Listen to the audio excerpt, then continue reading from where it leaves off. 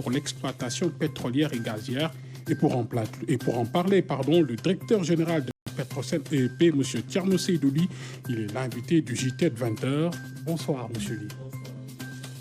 Et en ce premier vendredi du carême, la communauté chrétienne s'est rassemblée dans un élan de foi profonde pour parcourir le chemin de croix, la passion du Christ. Les fidèles ont ainsi été invités à plonger au cœur des souffrances du Christ et de la pénitence. Et puis le grand format découverte nous mène ce soir au cœur de la zone des Niayes à 35 km de Dakar.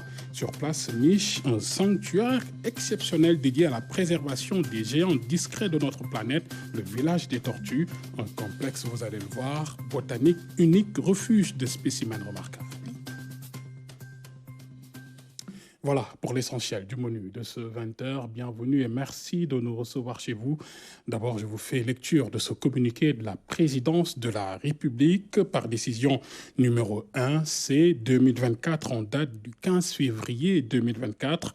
Le Conseil constitutionnel a notamment décidé que la loi portant dérogation aux dispositions de l'article 31 de la Constitution adoptée sous le numéro 4/2024 par l'Assemblée nationale à son séance du 5 février 2024 est contraire à la Constitution et que le décret numéro 2024-106 du 3 février 2024 pris sur le fondement de la proposition de loi notifiée au président de la République manque de base légale.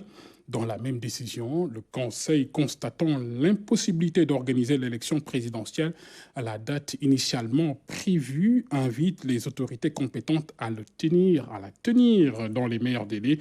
Le président de la République a pris acte de cette décision qui s'inscrit dans le cadre des mécanismes juridictionnels normaux de la démocratie et de l'état de droit tel que constaté par la Constitution sénégalaise.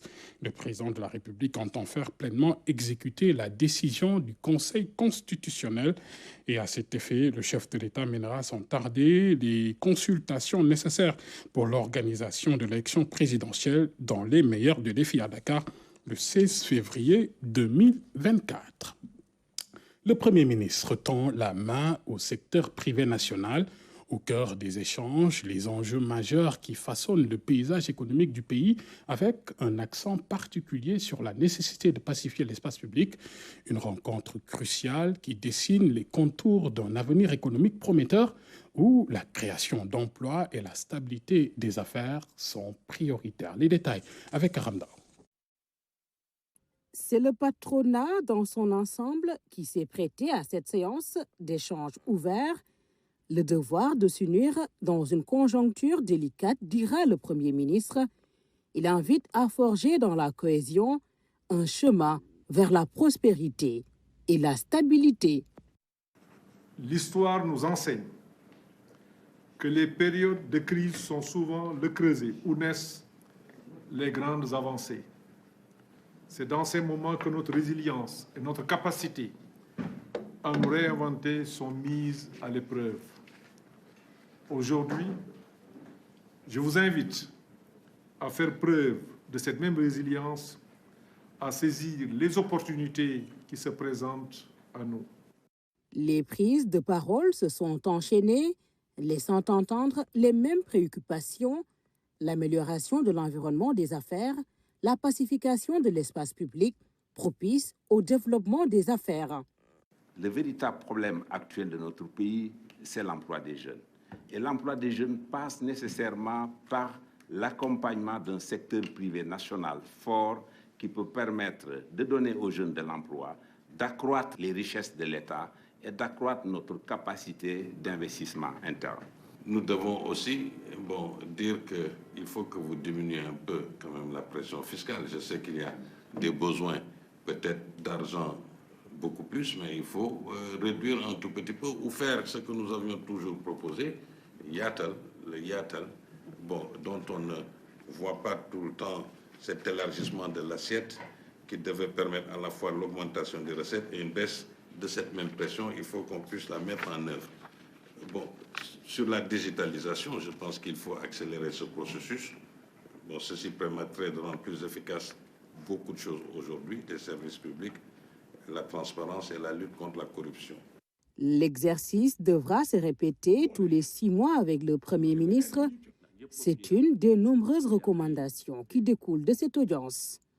Je demanderai au ministre en charge de l'économie de prendre les dispositions appropriées en relation avec le secrétaire général du gouvernement et l'APIX pour accélérer le processus d'adoption du Code des investissements.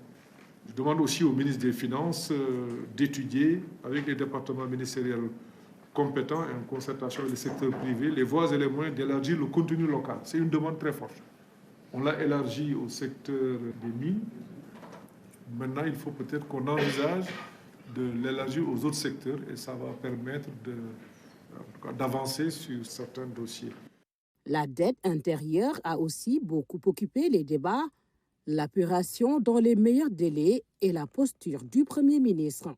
Il faut une concertation très rapprochée avec le secteur privé, les ministres les plus gros débiteurs, je pense au ministre des Infrastructures ou au ministre de la Santé, que vous puissiez vous retrouver, que les dettes soient décomposées et qu'il y ait peut-être un plan d'appurement tenant compte des contraintes que nous avons. Je pense qu'aussi cela est absolument nécessaire, il est bon. Le ministre du Commerce aussi par rapport aux subventions. Je pense que là, il y a une question qui a été soulevée par le président Iditia. Effectivement, il y a beaucoup de complaintes par rapport aux subventions qui sont dues. Les instructions du Premier ministre vont également dans le sens de tenir des concertations régulières avec le secteur privé. Le gouvernement se prépare également à la tenue d'un conseil présidentiel sur l'investissement. Le gouvernement dévoile son plan de soutien massif au secteur privé avec 103 milliards de francs CFA en renonciation de recettes et une série de réformes audacieuses. Les ministres des Finances et de l'Économie esquissent une vision ambitieuse pour dynamiser l'activité économique.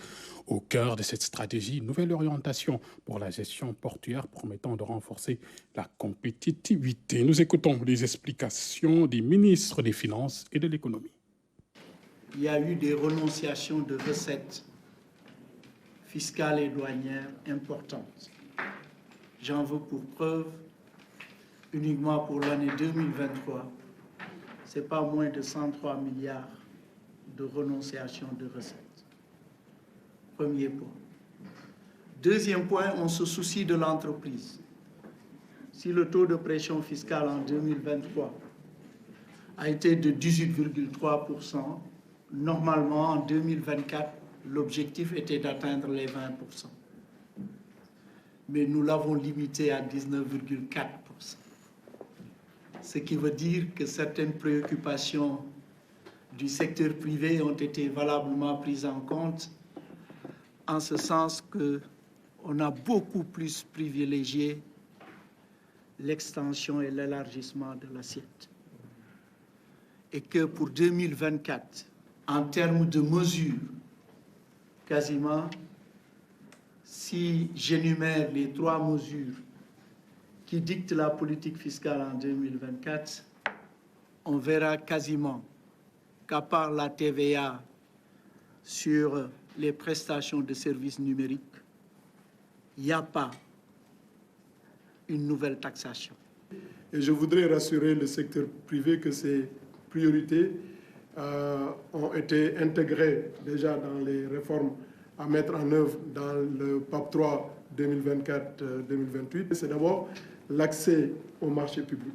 Nous avions identifié un certain nombre de réformes à réaliser qui sont contenues dans le PAP 3 et également dans votre projet. C'est la loi sur le contenu local qu'il fallait élargir.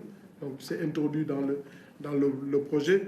Les réformes également qui devaient accompagner la loi PPP, notamment l'allotissement des marchés publics. Et je voudrais finir par un certain nombre, par 2 réformes qui avaient été identifiées. J'ai entendu un peu les préoccupations du secteur privé.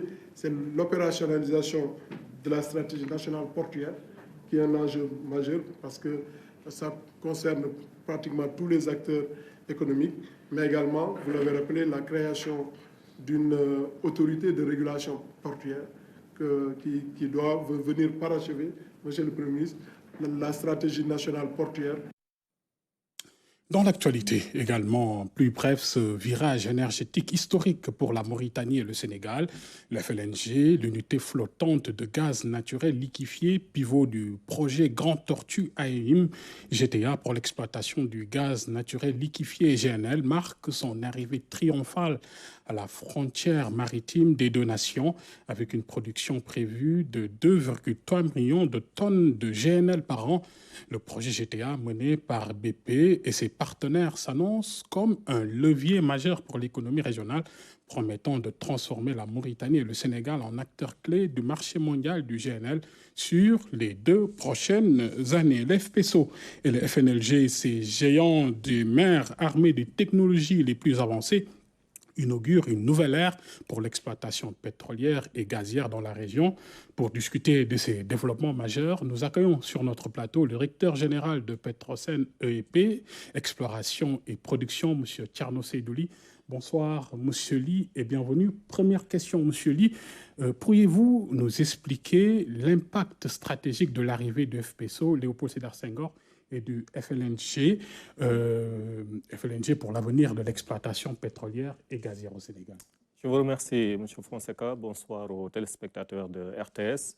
Donc, comme vous l'avez souligné, nous avons ces 2 gigantesques navires qui sont arrivés cette semaine et la semaine dernière au niveau des eaux sénégalaises et mauritaniennes. Cela consacre l'aboutissement, on va dire, de travail acharné depuis plusieurs années. Et surtout, cela montre justement, c'est le résultat concret d'importants investissements qui ont été réalisés.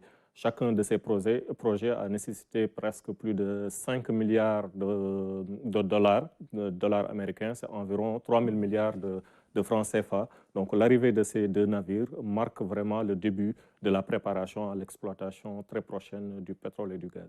Et ces 2 navires intègrent des technologies de pointe. Quel est le rôle précis dans le processus de production et comment le Sénégal s'est-il préparé techniquement et logistiquement pour les accueillir, M. Ly? Ces 2 navires, on va dire, représentent le cœur justement de ces projets pétroliers et gaziers. Si on prend les FPSO, donc les FPSO, c'est l'unité flottante de traitement, de production et de stockage. Son rôle principal, c'est une fois que les effluents sont collectés au niveau des puits, acheminés au niveau de ce navire FPSO. Donc quand on produit le pétrole, il est toujours accompagné avec du gaz et de l'eau. Donc la fonction du FPSO, c'est de faire la séparation entre le pétrole, le gaz et l'eau.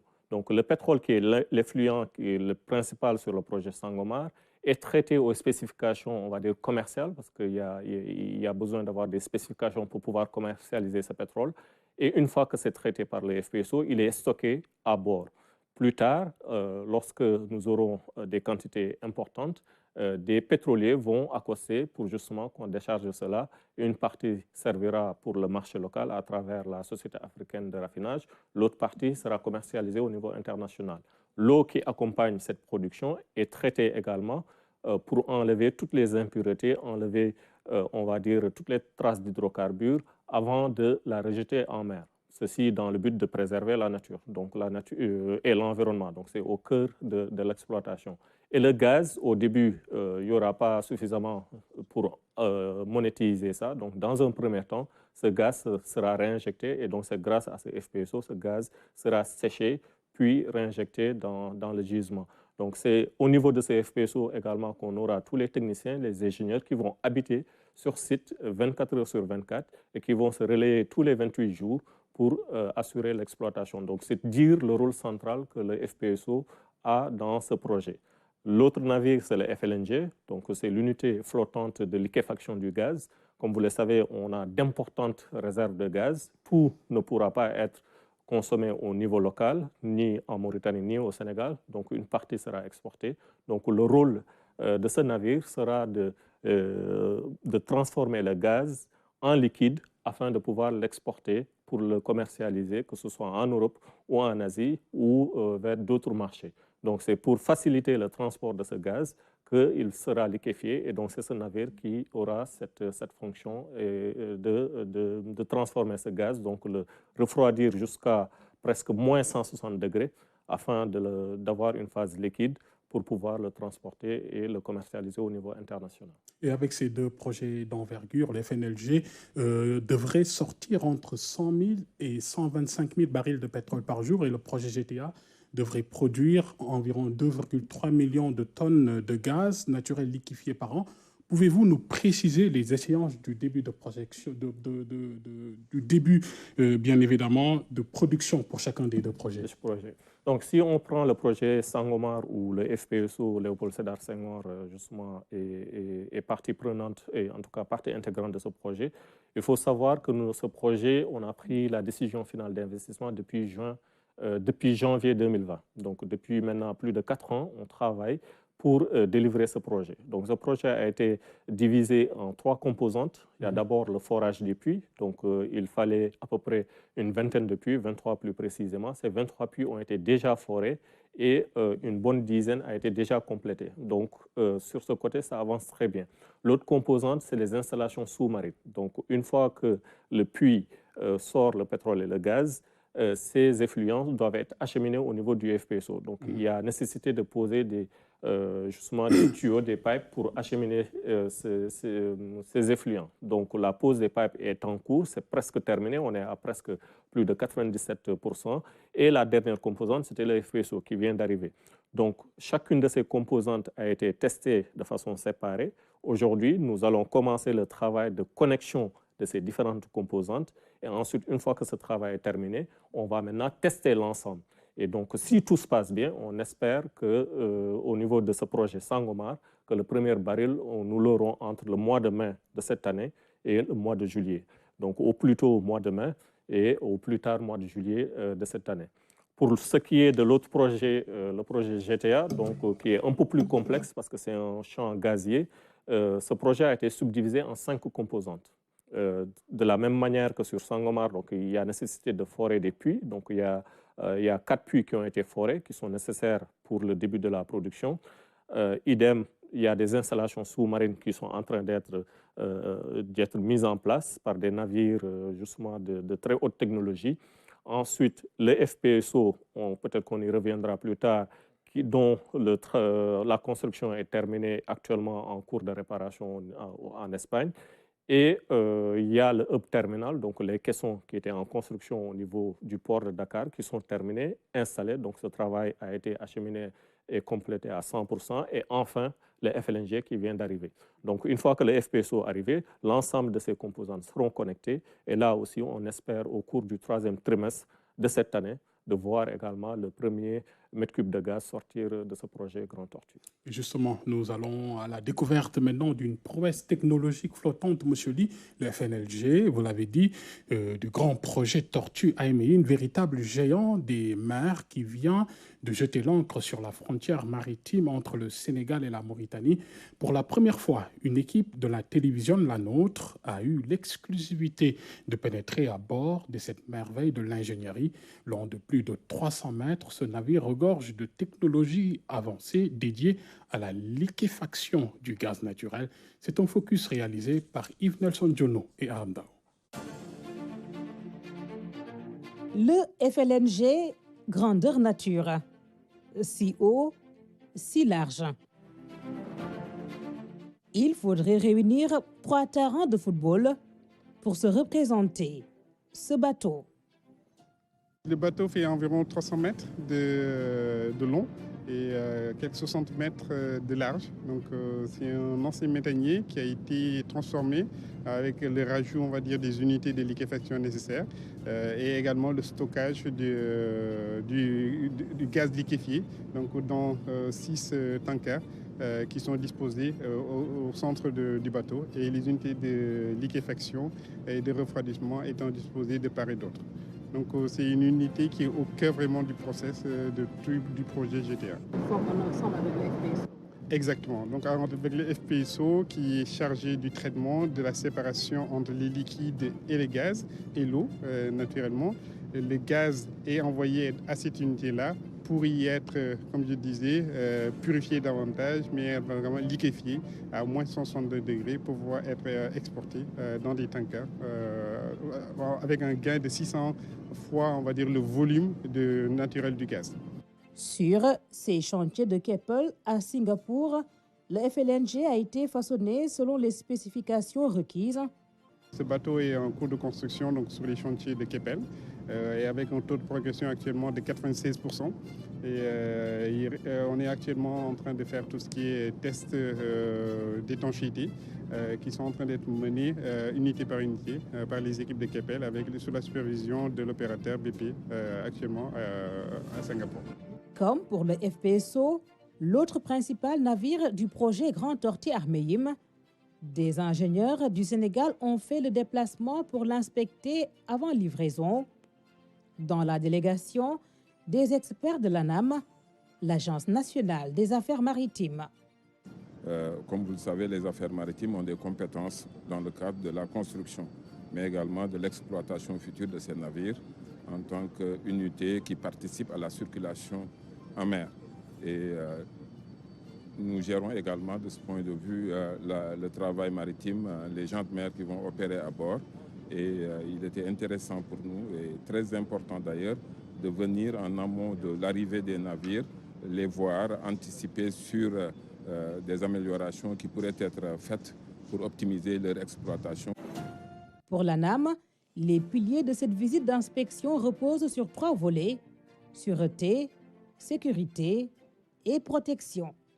L'administration maritime, à travers l'ANAM, aura des missions de contrôle. Contrôle au titre de l'état du pavillon, avec la certification qui découle de nos visites, ou au titre du contrôle par l'état du port, contrôle qui nous permet de nous assurer des conditions de maintien des règles de certification. Et c'est des règles universelles, internationales, des standards que tous les pays partagent.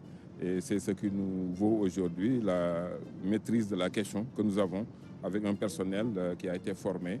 Et l'État du Sénégal a mis beaucoup d'énergie et de moyens dans la capacitation des personnels chargés du contrôle de ces unités en cours de construction, comme ultérieurement quand ils arriveront à Dakar prochainement au Sénégal, dans le cadre de l'exploitation des ressources gazières au nord. Ce gigantesque complexe flottant donnera le la de la production de gaz avec les autres composantes du projet.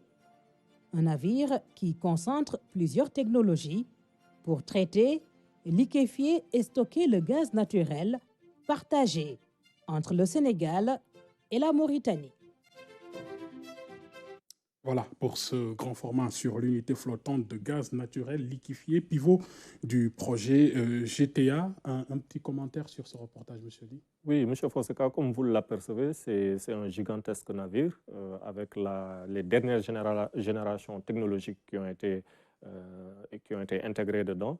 Et à travers ce reportage, vous avez vu également que l'ensemble des administrations de l'État ont suivi et continuent à suivre ce projet dans le but de préserver les intérêts de l'État. Donc, que ce soit l'ANAM, que ce soit le ministère du Pétrole et des Énergies, il y avait aussi également des ingénieurs de Petrosen, tous ensemble. Donc, on allait inspecter pour s'enquérir de l'état d'avancement de ce navire et surtout voir si ce navire respecte les standards en termes de protection, en termes de design, les bonnes pratiques en tout cas au niveau de l'industrie pétrolière et gazière. Et comment votre structure Petrosen EEP coordonne-t-elle avec les opérateurs pour atteindre bien évidemment les objectifs de production et d'exploration? Oui, comme vous le savez, Petrosen, c'est la société nationale pétrolière. Donc, on va dire, c'est le représentant de l'État au niveau de ces projets pétroliers et gaziers. Donc, on travaille en étroite collaboration avec les compagnies internationales. L'objectif, c'est d'abord, on va dire, de surveiller, de veiller à ce que les intérêts de l'État soient préservés. Donc, on travaille avec les compagnies pour définir le programme de travail qu'on doit exécuter, s'accorder sur les budgets et ensuite, plus tard, vérifier est-ce que ces budgets-là ont été exécutés conformément au programme de travail initialement défini. Donc, Petrosen participe à toutes les étapes de ce projet. Donc, nous avons nos ingénieurs qui sont présents au niveau de tous les chantiers. Donc, à Singapour, on avait nos ingénieurs qui étaient sur le FPSO et sur le FLNG. Actuellement, nous avons des ingénieurs qui sont sur les navires qui sont en train de poser les pipelines. Au moment où on forait les puits à la fois sur GTA, mais également sur Sangomar. On avait nos ingénieurs qui étaient présents. Donc tout cela, c'est dans le but d'assurer le suivi et le contrôle et surtout le respect de la réglementation. Donc pour arriver à cela, nous avons eu à former des ingénieurs qui sont sortis, que ce soit dans les écoles sénégalaises, université Cheikh Anta Diop ou à l'IST, mais également de l'Institut national du pétrole et du gaz. Nous avons plus d'une dizaine d'ingénieurs sortant de cette école. Et aussi, Petrosen a été renforcé par la diaspora, donc des Sénégalais qui travaillent dans des compagnies internationales, qui ont décidé de rentrer et pour accompagner Petrosen. Donc tout cela fait qu'aujourd'hui, nous avons une masse critique qui peut prendre en charge toutes ces opérations afin de veiller à ce que justement les intérêts de l'État soient préservés, veiller à ce que justement lorsque la production commencera, que les quantités produites soient contrôlées, vérifiées, pour que justement les retombées attendues soient justement au rendez-vous. Le contenu local, on en parle, c'est l'avant-dernière question. Le contenu local, c'est un pilier de la stratégie énergétique du Sénégal. Comment assurez-vous l'implication effective des Sénégalais dans ces projets? Oui, le contenu local, ce qu'il faut dire, c'est que l'État s'est fixé très tôt un credo, c'est de maximiser les retombées socio-économiques de l'exploitation du pétrole et du gaz. Et donc, un des piliers phares justement de cet objectif, c'est le contenu local. Et le président de la République donc, a eu cette vision de mettre une loi avant même le début de l'exploitation. Je viens de revenir il y a quelques heures du Nigeria. J'ai participé à une conférence internationale qui a réuni plus de 18 compagnies nationales au niveau de l'Afrique, plus de 100 compagnies internationales. Et le travail de Petrosen a été reconnu par ses pairs. D'ailleurs, on a eu la distinction de la compagnie, on va dire, qui a percé pendant cette année grâce justement à ces projets. Et on a également eu une distinction à travers le secrétariat technique du contenu local pour tout le travail qui a été fait. Et donc aujourd'hui, le contenu local est une réalité. Donc quelques chiffres. Nous avons plus de 137 000 bénéficiaires des programmes sociaux au niveau du projet GTA. Nous avons plus de 1600, on va dire, d'emplois directs et indirects à l'heure actuelle. Et on espère qu'il y en aura beaucoup plus au moment de l'exploitation. Et c'est plus de 300 sociétés sénégalaises qui ont travaillé dans ce projet Grand Tortue. Si on prend le projet Sangomar, c'est plus de 420 milliards de francs CFA qui ont été captés donc pendant ces investissements qui ont été captés par des sociétés nationales. Parmi les sociétés qui ont été impliquées, 33% sont sénégalais. Et aujourd'hui, si on prend les travailleurs qui sont sur ces plateformes-là, c'est plus de 50% sont des Sénégalais. Donc le contenu local, c'est une réalité et donc on veille à ce qu'on maximise ce contenu local. Et donc la loi qui a été mise en place par le chef de l'État a permis justement d'avoir ces résultats aujourd'hui. Et les différents instruments, que ce soit le secrétariat technique, que ce soit le fonds d'appui, parce qu'aujourd'hui, si des sociétés veulent justement percer dans cette industrie, il y a certaines qualifications qui sont requises et il y a un fonds qui est en place pour les aider et les accompagner pour avoir ces qualifications. Donc aujourd'hui, le contenu local est une réalité et l'objectif que le chef de l'État, son Excellence Macky Sall, a fixé, c'est d'atteindre un taux de 50% de contenu local à l'horizon 2030. Et ça, c'est largement faisable. Et aujourd'hui, les résultats que nous avons obtenus sur ces deux projets prouvent qu'on pourra atteindre cet objectif qui est très ambitieux parce que d'autres pays qui ont déjà commencé à exploiter depuis plusieurs dizaines d'années n'ont pas encore atteint ce niveau de contenu local que nous avons et n'ont pas mis en place une loi. Justement, c'est pour dire la vision et l'anticipation que l'État du Sénégal a eue par rapport à l'exploitation du pétrole et du gaz.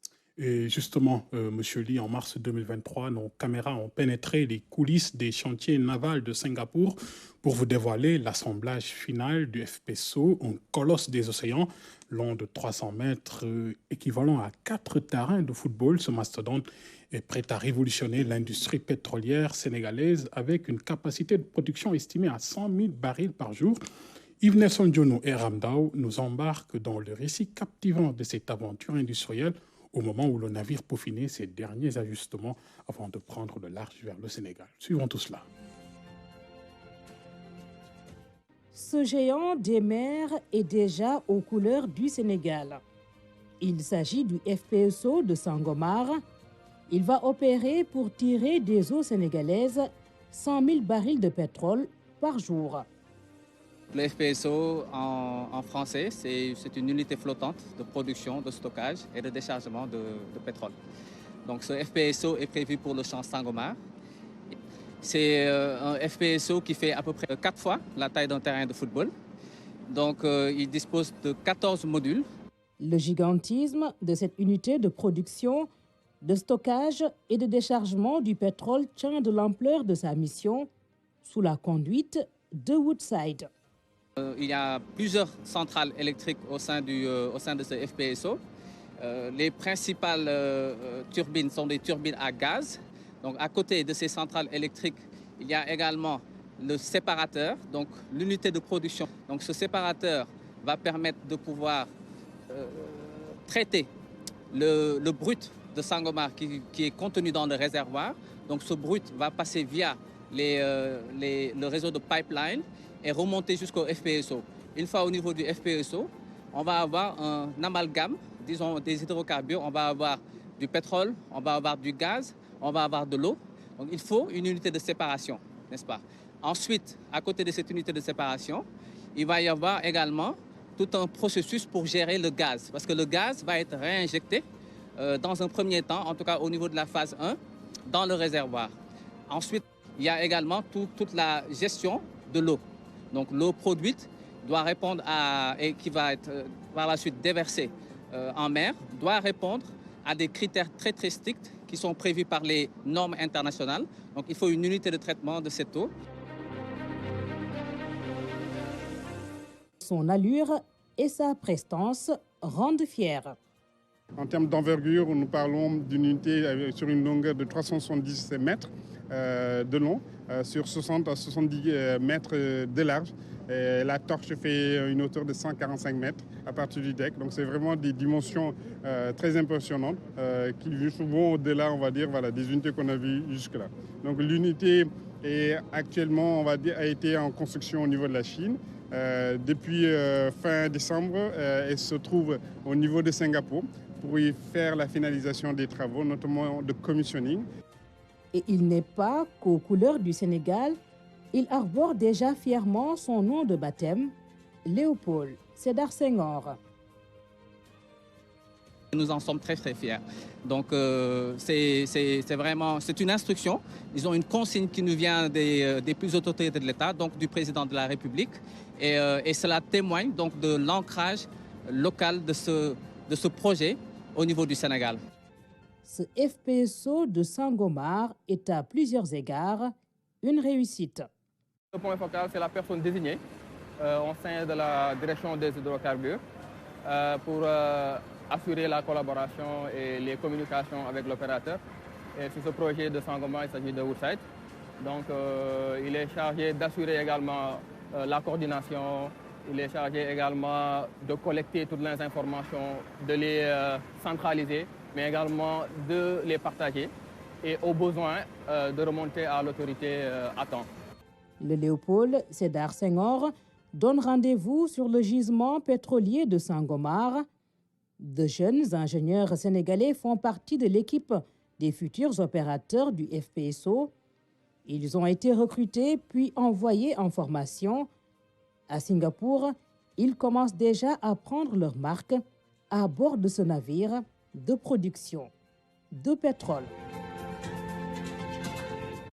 Voilà pour ce focus sur le FPSO. Dernière question, Monsieur Ly, après le FPSO et le FNLG, que sait-on du troisième navire de production?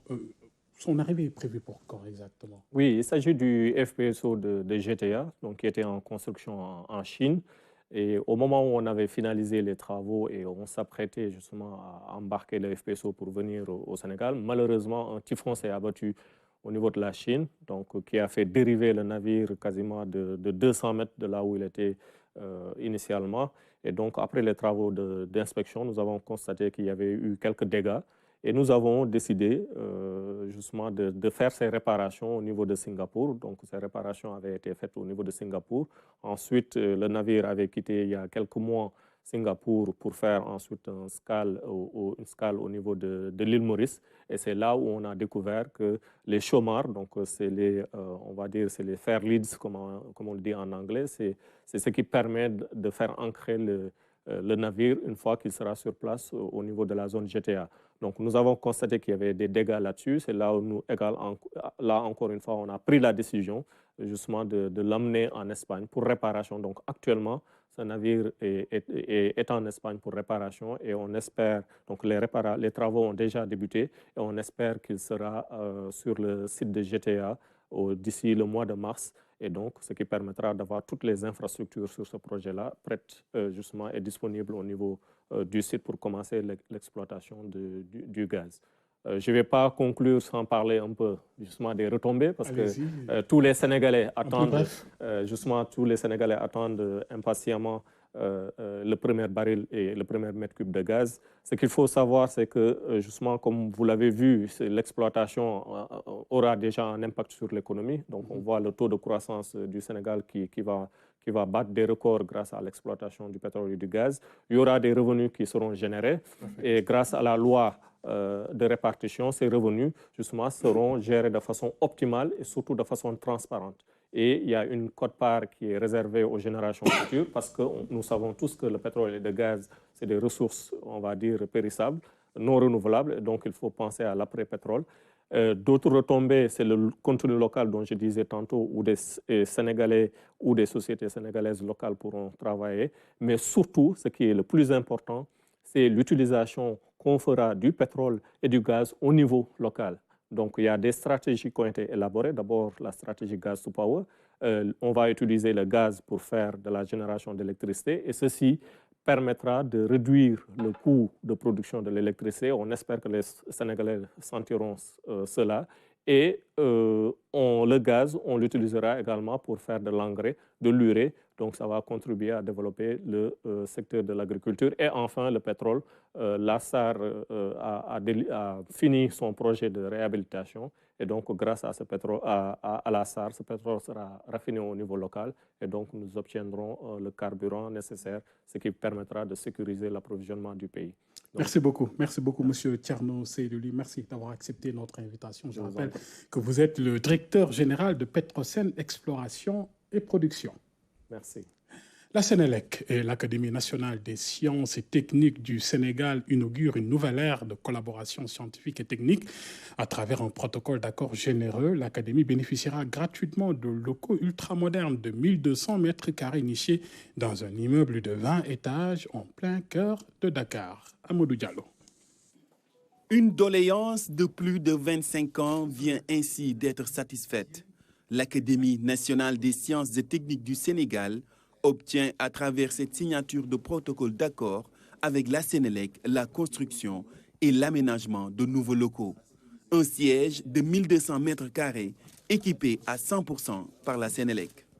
Nous sommes très confiants que cette ouverture d'esprit est le présage et le prélude d'une collaboration fructueuse logée dans une atmosphère de confiance. Nous vous renouvelons notre entière disponibilité à travailler à vos côtés pour la mise en œuvre complète du projet de construction et d'aménagement des locaux de l'Académie. La Sénélec a agi avec célérité après les instructions du chef de l'État visant à mettre à la disposition de l'Académie un siège neuf et fonctionnel.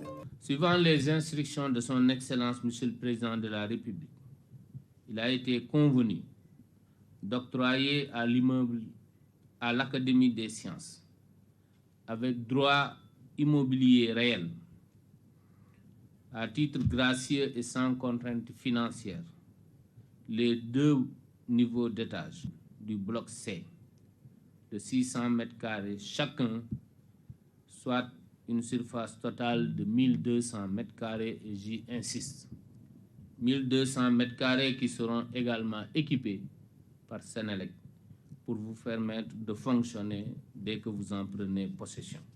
Entre la Sénélec et l'Académie nationale des sciences et techniques du Sénégal, c'est une alliance hors du commun au service de la nation. La convergence, la collaboration est un élément déterminant pour que nos forces soient mises en commun, surtout lorsqu'elles sont complémentaires, pour pouvoir œuvrer vers la direction, vers le cap de l'émergence et du développement. Nous sommes convaincus qu'avec ce projet, nous pourrons davantage renforcer notre capacité opérationnelle pour que nous contribuions conséquemment à la génération de connaissances et de technologies qui vont permettre de contribuer à une transformation positive et durable de la société sénégalaise. La Sénélec noue ainsi des relations fécondes avec une institution creusée du savoir. Le nouveau siège de l'Académie va être niché dans un immeuble de 20 étages sur une surface bâtie de 27 300 mètres carrés. En première ligne pour la paix, le nouveau contingent de 170 policiers dirigé par le commissaire Khalifa Fall s'apprête à déployer ses forces pour restaurer l'ordre au cœur d'une région tourmentée par des violences. Cette brigade, prête à affronter les défis posés par des bandes armées, symbolise un espoir de stabilité pour les populations locales. Fatmata Banelba. Ils sont 170 policiers prêts à contribuer au maintien de la paix et de la sécurité en République démocratique du Congo. La situation sécuritaire dans cette zone reste précaire et imprévisible. Elle est aussi marquée par une recrudescence des violences commises par des groupes armés, souvent non identifiés. Et face à cette situation, ce contingent a bénéficié d'une bonne formation tactique et opérationnelle pour garantir le succès de la mission. La particularité de ce contingent réside sur le fait qu'il est composé pour la première fois de l'histoire des unités de police constituées FPU de 170 fonctionnaires au lieu de 140 habituellement déployés, avec 141 hommes et 29 femmes répartis en 4 sections, dont 3 opérationnelles, une spécialisée dans les opérations à haut risque, en sus d'une équipe de commandement. Il sera projeté à Goma, capitale de la province du Nord Kivu, au lieu de Béni qui était jusque-là sa base. Cette unité constituera la deuxième FPU aux côtés de celle de la Gendarmerie nationale du Sénégal. Cette unité, commandée par le commissaire de police Khalifa Fall, devra faire preuve de vigilance et d'ingéniosité dans l'appréciation de la situation afin d'anticiper sur les mesures nécessaires pour y faire face. Nous avons bénéficié de toute la formation requise pour accomplir notre mission. Donc la formation a commencé d'abord au niveau de la police nationale, à savoir l'école de police, qui est devenue une académie de police. Par la suite, quand on a été désigné pour participer à la mission, nous avons bénéficié d'une autre formation qui répond aux exigences de l'ONU, surtout en matière de maintien de l'ordre. Donc une fois sur place également, nous avons des missions. Nous avons plusieurs missions, mais les missions phares sont la protection des civils, l'appui aux forces qui sont locales et d'autres également, la réintégration, la démobilisation des combattants. Durant cette cérémonie, l'engagement et le professionnalisme de la police nationale sénégalaise ont été magnifiés. Notre police a brillamment participé à des missions de maintien de la paix. Ainsi, en recevant le drapeau national, le contingent de la CNFPU 3, MONUSCO 4, fait le serment de perpétuer un pacte avec la nation, celui d'un engagement citoyen et patriotique pour une contribution exemplaire et dynamique du Sénégal dans la recherche d'une paix durable dans ce pays de l'Afrique centrale. Le programme d'appui au développement économique et social du Sénégal célèbre ses succès retentissants à Dakar, Kaolack et Sédhiou, avec la livraison d'infrastructures vitales dans la santé et l'éducation et l'octroi de bourses de financement à 8000 bénéficiaires. Le comité de pilotage partage un bilan optimiste. Les détails avec Anis Nyanyamane. Dans sa croisade contre la pauvreté, l'exclusion sociale et toute forme de vulnérabilité, l'État du Sénégal a initié le programme d'appui au développement économique et social. Le PADES a engagé la stratégie de financement à travers l'octroi d'actifs économiques, de construction et d'équipement d'infrastructures sociales. Dakar, Sédhiou et Kaolack sont les régions ciblées. Il s'agit donc là d'apporter des financements sous forme de bourses économiques à plus de 8000 bénéficiaires pour presque plus de 800 millions de francs CFA. mais également les TPE, les très petites entreprises, et les PME dirigées par des femmes et des hommes dans ces régions-là aussi n'ont pas été en reste, parce que le programme PADES a mis à leur disposition des financements importants de près de plus de 60 et quelques millions qui bénéficient à 142 projets. Financé par la coopération italienne au développement, le PADES se veut un programme juste et équitable. Les ressources qu'on a mis à disposition, ils sont très bien utilisées. Que les rapports qu'on a réussi à établir sont des rapports vraiment forts, concrets, basés sur le respect réciproque. Et ça, c'est un aspect, je pense, le plus important dans la réalisation d'un programme. Dans ce bilan-là, le PADES a déjà mené des actions substantielles en direction des groupes vulnérables au Sénégal, dans les régions de Sédhiou, Kaolack et Dakar. Et à cela s'ajoutent aussi toutes les infrastructures et services sociaux de base que le PADES déploie dans ces régions en termes de centres d'éveil, en termes de postes de santé, en termes de maisons de la femme, et j'en passe. Donc c'est un important programme qui permet aujourd'hui de faire du Sénégal pour tous et du Sénégal par tous une véritable réalité. Parce que le programme combat l'exclusion, combat la vulnérabilité, combat la pauvreté. Le comité de pilotage du programme d'appui au développement économique et social du Sénégal envisage de finaliser toutes les infrastructures restantes et de poursuivre la dynamique de financement au profit des couches vulnérables. Dans une communion spirituelle intense, les fidèles chrétiens du Sénégal ont marqué le premier vendredi du carême par la célébration du chemin de croix revivant la passion du Christ. L'abbé Olympe Badji, curé de la paroisse Sacré-Cœur, a invité les fidèles à plonger au cœur de la méditation et de la pénitence tout en suivant les orientations de la lettre pastorale 2024. Salut, sec reportage. Chapelle Saint-Laurent, il est 12h30. En ce jour du premier vendredi de carême, les fidèles catholiques convergent vers ce lieu pour vivre la passion du Christ, moment de réflexion et de pénitence. Ce moment représente beaucoup de choses. Nous sommes en temps de carême, donc c'est un temps aussi pour nous de revisiter ce que notre Seigneur Jésus-Christ a pu vivre. En étant venu, il s'est fait homme, il a vécu parmi nous. Donc prenant sur lui les conditions du péché pour libérer toute la race humaine. Donc nous sommes là pour actualiser cet événement, le chemin de croix, parcourir ce qu'il a pu endurer pour tout simplement sauver la race humaine. Cet acte de dévotion vécu à travers les 4 stations est un pèlerinage spirituel pour ces centaines de fidèles chrétiens. Dans son homélie, l'abbé Olympe Badji les exhorte à communier intensément par les prières aux souffrances du Christ et respecter les recommandations de la lettre pastorale 2024. Le contenu du décalogue est un appel vigoureux à la liberté, explique le Saint-Père dans son message.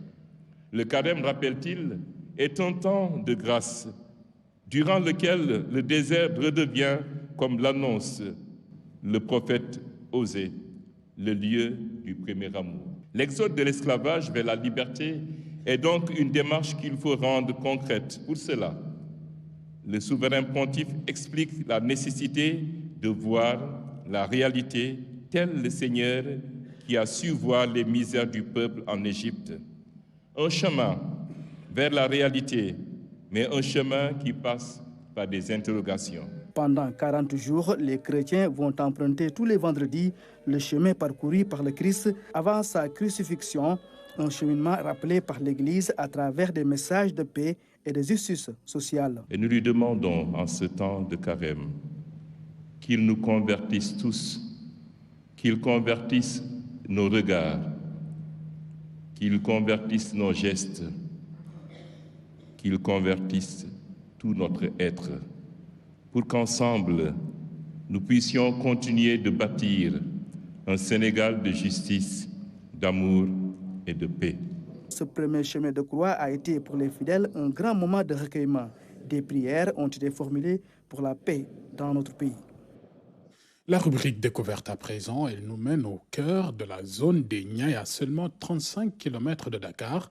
Sur place se cache un sanctuaire, pas comme les autres, vous allez le voir, le village des tortues, un oasis dédié à la préservation de créatures majestueuses portant les noms illustres de Nelson Mandela, Bill Clinton, Sénégal ou Kenya. Ces tortues, certaines pouvant vivre plus de 100 ans et peser jusqu'à 100 kilos, trouvent refuge dans ce complexe botanique unique. Mansour Dian et Mariam Biramba nous invitent à découvrir ce joyau de la diversité.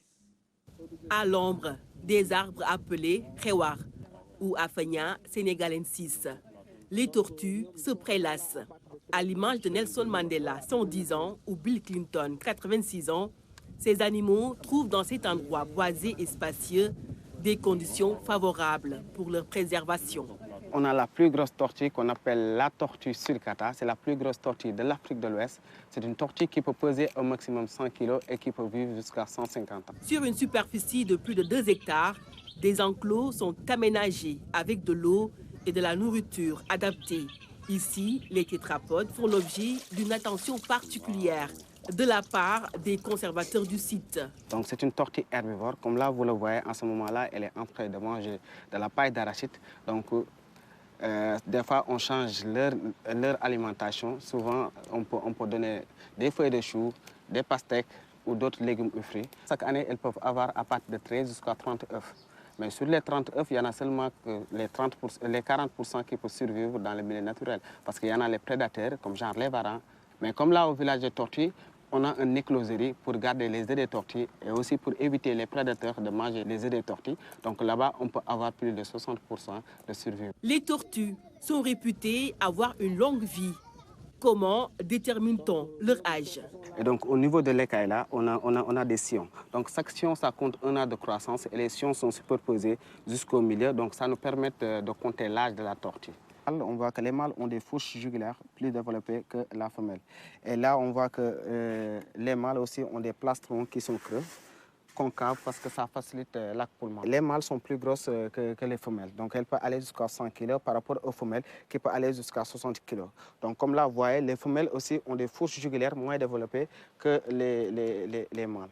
On voit qu'aussi, leurs poissons sont plats et ne dépassent pas 60 kg, donc maximum 70 kg. Dans cette réserve, on a une tortue étrangère, comme la tortue léopard. C'est une tortue qui vient de Kenya et Éthiopie.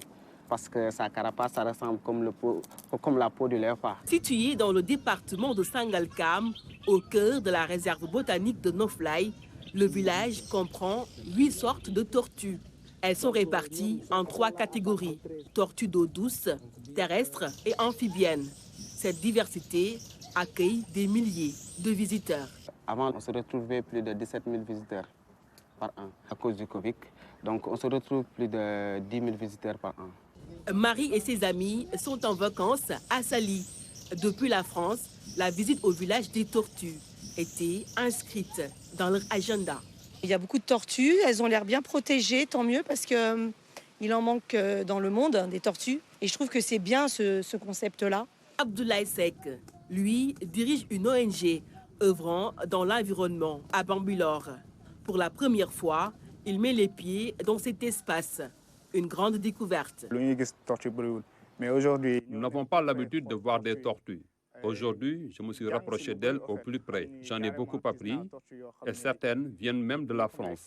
Cette visite a été très agréable pour moi. Dans le fonctionnement de ce refuge, une association apporte son soutien avec comme objectif veiller à la protection et au repeuplement des tortues dans leur habitat naturel. On travaille aussi avec les services de l'État à travers les eaux et forêts, les parcs nationaux. Parce que là, on va ramener les tortues, donc c'est déjà leur habitat naturel, mais c'est dans le Ferlo. On a eu des étudiants de l'université de Bambey, de Saint-Louis, donc même de Dakar, parce que l'inventaire aussi touristique a été fait par les étudiants de Dakar. Mais on reçoit aussi des stagiaires qui viennent dans le cadre de leurs études, avec des thématiques. Il y a aussi des bénévoles qui viennent aussi pour donner un coup de main. On a passé principalement du temps à faire des échanges, du coup, savoir comment est-ce qu'eux travaillaient avec les tortues et comment est-ce que nous, on travaillait avec les tortues en France. Parce que j'ai fait beaucoup de formations en France, donc ça permet de pouvoir échanger à ce sujet au niveau maladie, au niveau santé, au niveau parc. Beaucoup d'espèces en France, c'est par rapport à beaucoup d'abandons. Ici, ils font plus sauvegarde, élevage pour pouvoir relâcher en milieu extérieur. En France, c'est plus un refuge parce qu'il y a beaucoup d'animaux abandonnés, beaucoup de saisies et beaucoup de maltraitance. Au terme de cette visite, les tortues nous sont devenues plus familières.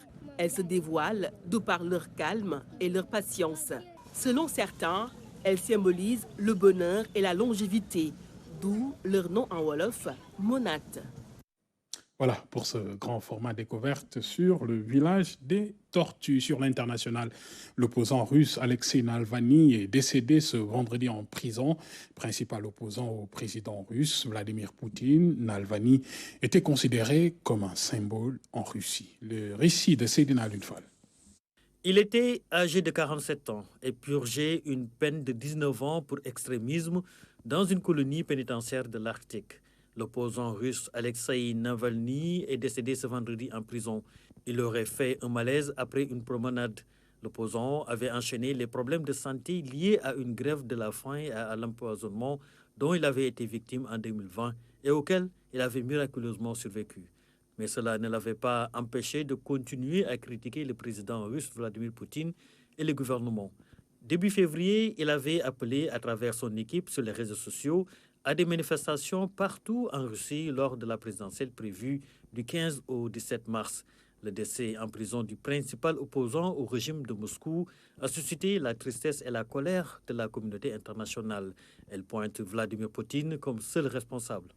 Avocat de formation, c'est à 30 ans, au retour des États-Unis, que commence son engagement politique et ses problèmes. Il s'est fait d'abord connaître en collaboration à l'organisation de grandes manifestations d'opposition en 2011 et 2012. En 2013, Alexei Navalny arrive deuxième au municipal à Moscou, ce qui a amplifié sa notoriété. Devenu à l'étranger un symbole de l'opposition politique russe, sa popularité est restée néanmoins très limitée en Russie. Une commission d'enquête russe a annoncé des investigations sur la mort d'Alexei Navalny. Selon les autorités, un ensemble de mesures opérationnelles mises en œuvre pour établir les conditions de sa mort. Gouvernement du Sénégal 1957-2023, le nouvel ouvrage de Samba Mangane illumine le parcours historique du pouvoir exécutif sénégalais. Présenté en grande pompe ce jeudi, le livre offre un voyage à travers le temps, célébrant les figures emblématiques qui ont façonné l'histoire politique du pays. Les temps forts de cette cérémonie de dédicace avec Oumou Kalsoum Sall. Au gouvernement du Sénégal 1957-2023, les hommes et les femmes du pouvoir exécutif. Ce nouvel ouvrage est du journaliste diplomate Samba Mangane, plus de 500 pages qui retracent des points importants de l'histoire politique de notre pays, de la fin de l'époque coloniale à nos jours. L'auteur, à travers photos et biographies réparties sur plus de 529 pages, nous plonge au cœur de l'administration sénégalaise. Il ouvre ainsi aux lecteurs les portes de l'univers de ces grands commis de l'État et celles de ces centres de décision où se conçoit l'exercice des pouvoirs publics dans notre pays. Des noms, des images de ceux-là qui ont fait de Paris desservir le Sénégal et qui ont marqué leur passage dans les différents gouvernements qui se sont succédés de 1957 à 2023. On y apprend le Sénégal d'aujourd'hui, d'hier, avec ses hommes et ses femmes, les avancées du rôle des femmes dans les plus hautes sphères de décision, l'évolution des intitulés des postes ministériels en fonction de la conjoncture économique et des préoccupations des Sénégalais. Tout cela transparaît dans cet ouvrage. Ces hommes et femmes qui ont tout donné à ce pays sont inconnus, pour certains, ou méconnus de la jeune génération et de la majorité des Sénégalais. Alors, je crois qu'il faut d'abord les immortaliser, ensuite leur rendre hommage pour tout ce qu'ils ont fait pour notre cher Sénégal. Le parcours de 441 membres du pouvoir exécutif illustré par des photos, résultat de recherches très fouillées qui ont duré plus de 2 ans. Il fallait revisiter tout cela, faire des recherches, retrouver les décrets de nomination, ce qui n'était pas facile du tout. Mais le bon Dieu nous a aidés, nous sommes parvenus quand même à trouver l'essentiel de ces archives et c'est ce qui nous a permis de faire cet ouvrage, surtout grâce à la collaboration des intéressés, de leurs familles, de leurs collaborateurs, de leurs proches et surtout de la presse. C'est un travail très difficile. La préface est du Premier ministre Amadou Ba. Le Premier ministre vous remercie pour l'honneur et le privilège que vous lui avez fait en lui confiant la rédaction de la préface de votre ouvrage. Cet ouvrage que j'ai eu le privilège de parcourir avant ce jour est le fruit d'un investissement personnel, sans nul autre pareil, d'une rigueur scientifique inflexible et d'une passion débordante propre aux chercheurs avides de savoir. Cette cérémonie de dédicace a été un moment fort d'hommage à ses débuts d'instituteur dans son Linguère natal, à son passage à la RTS comme journaliste, jusqu'aux fonctions de diplomate. Samba Mangane a marqué tous ceux qui l'ont côtoyé. Il a toujours fait preuve de générosité et surtout de professionnalisme. Et en sport, cap sur Dubaï où se déroule la Coupe du monde de beach soccer. Les Lions du Sénégal ont livré une bataille mémorable cet après-midi contre la Biélorussie, s'inclinant finalement 6-4 dans un match qui a tenu toutes ses promesses. Guidé par Mamadou Diallo, la sélection sénégalaise a fait preuve d'un esprit de combativité, mettant leur adversaire sous pression jusqu'au dernier moment du jeu. Le résumé avec Fatmata Savané. Pour leur première sortie, les Lions de la plage ont fait face à la Biélorussie, mais les coéquipiers de Raoul Mendy ratent le début de leur tournoi. Avec un seul but marqué dans les 12 premières minutes, les deux formations vont mettre l'accélérateur et leur technique en marche et finir le deuxième tiers-temps sur le score de 3-2 en faveur des Biélorusses. Au troisième tiers-temps, les Sénégalais prennent le jeu à leur compte et réussissent à scorer avant la fin du temps réglementaire. Le triplé d'Ale Appen et le doublé de Bruxelles ont été déterminants dans la victoire des Biélorusses. Mandjon Diagne, avec son doublé, ne changera rien au score. Menés, les champions d'Afrique en titre sont dos au mur et vont devoir jouer leur survie dans la compétition. Ce sera ce dimanche face à la Colombie à partir de 15h30. Et en première ligne contre la criminalité financière, Wave Mobile Money se révèle être un allié de poids pour les forces de défense et de sécurité, unissant ses énergies à celles de la police, de la gendarmerie ainsi que de la CDP et de la CENTIF. Wave a orchestré un atelier destiné aux enquêteurs de la cybercriminalité et aux experts de la plateforme de Mobile Money. Lamine Fall et Maman Moussagna. Les transactions financières basées sur le mobile money ont évolué de manière considérable au Sénégal. Un haut niveau d'utilisation qui amène à veiller à la sécurité et à la fiabilité des services proposés. L'opérateur Wave prend très au sérieux la question du risque. Les enjeux du paysage financier dans son ensemble nous obligent à coopérer de manière collégiale afin de lutter efficacement contre les menaces et les risques existants. Les risques associés à l'utilisation du mobile money sont actuels et nombreux. L'opérateur Wave entend capaciter les enquêteurs afin de faire face aux défis qui se présentent à eux. Des défis qui ont pour nom les réseaux criminels, les réseaux terroristes, les réseaux de trafiquants de toutes sortes, toute une chaîne de criminels qui peuvent s'organiser pour, n'est-ce pas, attaquer cette inclusion financière. L'inclusion financière, un levier considérable de développement économique, de lutte contre la pauvreté. Les mesures de sécurité encadrant l'accès aux produits et services financiers ont permis de maintenir le taux de fraude à des niveaux plus bas. Ce taux de fraude, que l'on souhaite encore plus bas, combiné à un niveau d'utilisation que l'on souhaite encore plus haut, est le résultat de plusieurs facteurs. Parmi ces facteurs, la mise en place d'un dispositif de surveillance, de traitement et de réponse, mais aussi la protection des données personnelles des utilisateurs des plateformes. La Commission de protection des données à caractère personnel a un rôle à jouer, un rôle de facilitateur, mais un rôle de garant aussi de la vie privée et des données à caractère personnel des citoyens.